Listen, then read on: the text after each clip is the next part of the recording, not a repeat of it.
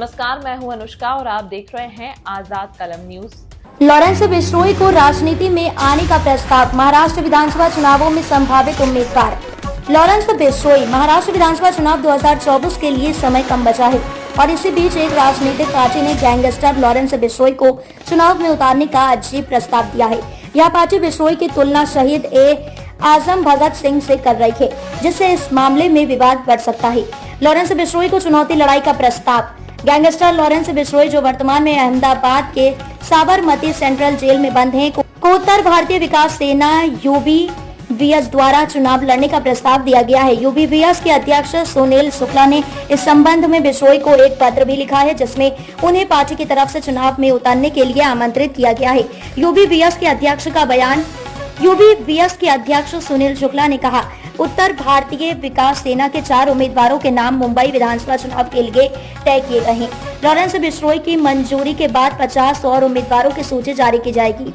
उन्होंने यह भी कहा कि वे लॉरेंस बिश्नोई में शहीद भगत सिंह की झलक देखते हैं। शुक्ला ने लॉरेंस को लिखे पत्र में कहा, हमें गर्व है कि आप पंजाब के मूल निवासी हैं। हम एक राष्ट्रीय और महाराष्ट्र राज्य में पंजीकृत राजनीति पार्टी है, जो देश में उत्तर भारतीयों के अधिकारों के लिए काम करती है। राजनीतिक पृष्ठभूमि और विवाद। लॉरेंस बिश्नोई का नाम हाल ही में एनसीपी नेता बाबा सिद्दीकी के हत्या मामले में भी सामने आया है, जिसके संबंध में मुंबई पुलिस जांच कर रही है। इस बीच लॉरेंस के एक गुर्गे ने बाबा सिद्दीकी के हत्या की जिम्मेदारी भी ली है। ऐसे में बिश्नोई का राजनीति में प्रवेश एक विवादित कदम हो सकता है। चुनावी संदर्भ। महाराष्ट्र विधानसभा चुनाव 2024 का माहौल तेजी से गर्मा रहा है और सभी राजनीतिक दल अपने अपने उम्मीदवारों की घोषणा करने में जुटे हैं।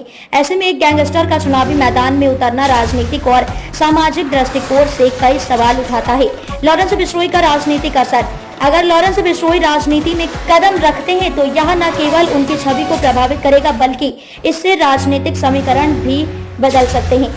सुरक्षा चिंताएं।